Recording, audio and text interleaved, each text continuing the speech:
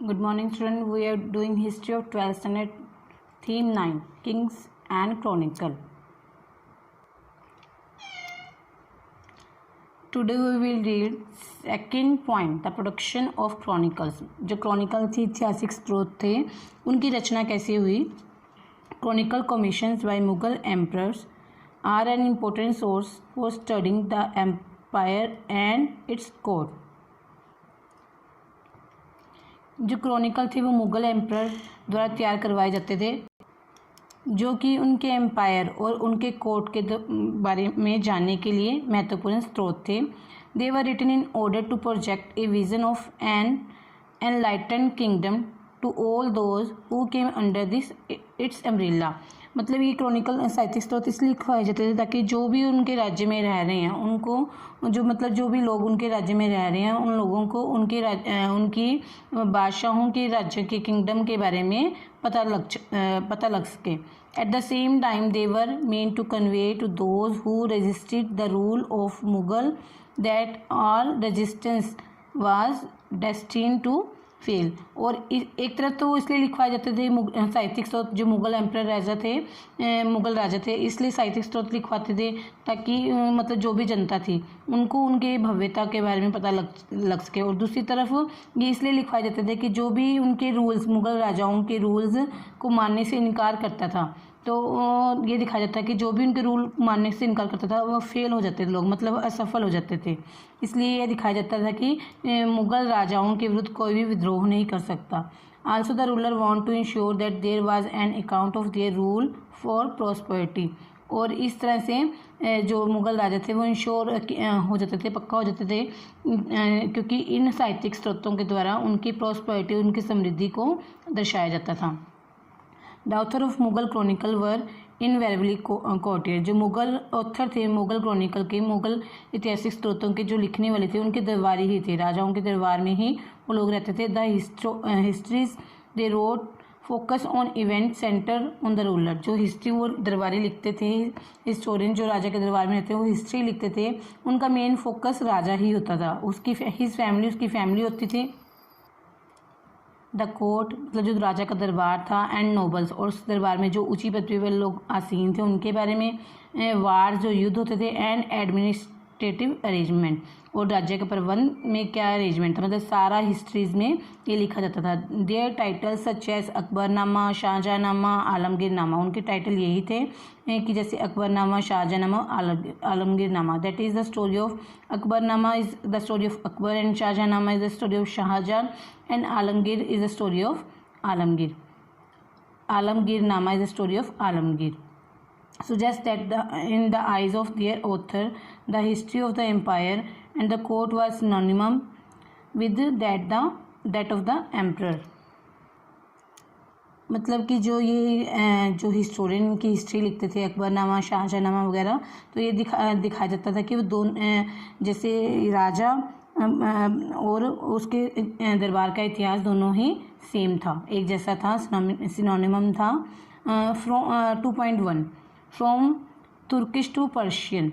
Mughal court chronicle were written in Persian. Mughal court के जो ऐतिहासिक होते पर्शियन भाषा में लिखे गए. अंडर द सल्तनत of Delhi it flourished as language of the court. कहते दिल्ली सल्तनत के अंडर, दिल्ली सल्तनत के नेतृत्व में ये भाषा दरबार की भाषा बन गई. एंड ऑफ लिटरेरी राइटिंग, और साहित्य भी इसमें लिखा जाने लग गया.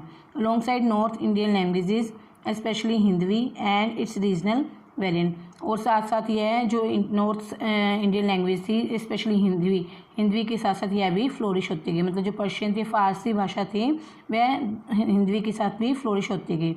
एज द मुगल्स वर चगस्ती तुर्क बाय ओरिजिन. जो मुगल थे चगताई थे, तुर्क के रहने वाले थे ओरिजिन से, मतलब उनका जन्म तो तुर्क में ही हुआ था.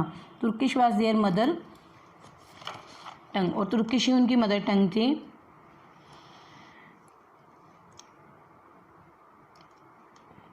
There first ruler Babur wrote poetry and his memories in this language. और जो पहला रूलर बाबर था उसने अपनी पोइट्री और अपनी मेमोरीज, अपनी यादें भी तुर्की लैंग्वेज में ही लिखी. It was Akbar who conclusively set out to make Persian the leading language of the Mughal court। और ये अकबर था जिसके दरबार में फ़ारसी भाषा आगे प्रसिद्ध हुई। Culture and intellectual contacts with Iran as well as regular stream of Iranian and Central Asian migrants seeking position at the Mughal court might have motivated the emperor to adopt the language।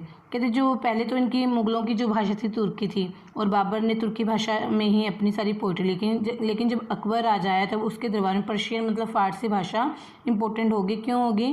क्योंकि लगातार ईरानी लोगों के साथ सभ्यता और बौद्धिक साहित्य का मतलब बौद्धिक साहित्य का लगातार कांटेक्ट होता रहा और ईरानी लोग जो है लगातार दरबार में आते रहे, तो उनके लगातार माइग्रेंट्स के कारण शायद उन लोगों ने राजा को मतलब मोटिवेट किया यह भाषा अपनाने के लिए। Persian was elevated to a language of empire conferring power and prestige to those who had a command of it. अब पर्शियन क्या है, उस समय अकबर के दरबार में एक उभरती भाषा के रूप में हुई फ़ारसी भाषा, मतलब उस समय बहुत उभरी और जिसको फ़ारसी भाषा आती थी उसको दरबार में उसको पावर मिलती है और Prestige on those who had command on it, और उसको दरबार में प्रसिद्धि मिलती है और उसको अच्छा स्टेटस मिलता है दरबार में जो जिसको फ़ारसी भाषा पे कमांड थी। It was spoken by the king the royal house hold and the elite at the court. और ये भाषा राजा और उसके रॉयल हाउस होल्ड मतलब जो भी उसके दरबार में लोग रहते थे और जो ऊंची जाति के लोग थे उसमें, तो उनके द्वारा बोली जाने लगी। Further it become the language of administration at all level so that accountant clerk and other functionaries also learn it. और धीरे धीरे यह है भाषा राज्य प्रबंध में अपनाई जाने लगी, तो इसी तरह से अकाउंटेंट लोगों ने, क्लर्क ने और कई तरह के जो दरबार में काम करते थे उन्होंने ये भाषा सीखनी शुरू कर दी। Even when Persian was not directly use, Persian directly use नहीं होती थी, its vocabulary and idioms heavily influence the language of official record in Rajasthani and Marathi and even Tamil. कहते हैं उस समय में पर्शियन चाहे डायरेक्टली लोगों के द्वारा यूज़ नहीं की गई, लेकिन फिर भी पर्शियन भाषा का दूसरी जैसे राजस्थानी भाषा, मराठी और तमिल भाषा की जो वोकेबुलरी थी और उनके मुहावरे थे उन पर पर्शियन भाषा का असर देखा जा सकता था। मतलब इन भाषाओं में पर्शियन भाषा के कुछ शब्द सम्मिलित हो गए। Since the people using Persian in the 16th and 17th century came from many different regions of the subcontinent and spoke other Indian languages. Since the people using Persian in the 16th and 17th century तक ये लोग मतलब Persian लोग भाषा use करते थे, came from many different region of the subcontinent and spoke other Indian language। और जो दूसरे सब कॉन्टिनेंट के दूसरे रीजन से लोग आते थे वो दूसरी इंडियन लैंग्वेज भी बोलते थे। Persian to become Indianize by absorbing local idiom. और जो पर्शियन भाषा थी वह भी लोकल जो मतलब लोकल भाषा के जो मुहावरे थे उनके बीच में सम्मिलित अब्जॉर्व हो गई।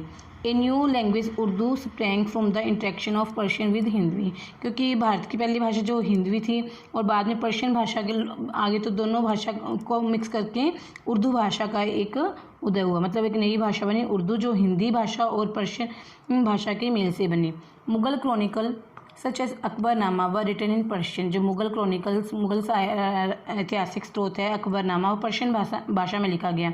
Other like Babar's memories were translated from the Turkish into Persian, जो बाबर्स की मेमोरीज, बाबर तुर्की भाषा बोलता था, उसने तुर्की भाषा में अपनी साहित्य लिखी लेकिन बाद में तुर्की भाषा से पर्शियन भाषा में ट्रांसलेट हो गए। बाबरनामा जैसे कि Baburnama translations of Sanskrit text such as, जिसे बाबरनामा तुर्की भाषा से पर्शियन भाषा में ट्रांसलेट हो गया और कुछ जो संस्कृत भाषा में लिखे हुए थे जैसे महाभारत और Ramayana into Persian were commission by the Mughal emperor. और ये जो महाभारत और रामायण है वे भी पर्शियन भाषा में मुगल एम्परर द्वारा ट्रांसलेट करवाए गए। The Mahabharata was translated as Razmnama book of wars, जो महाभारत थी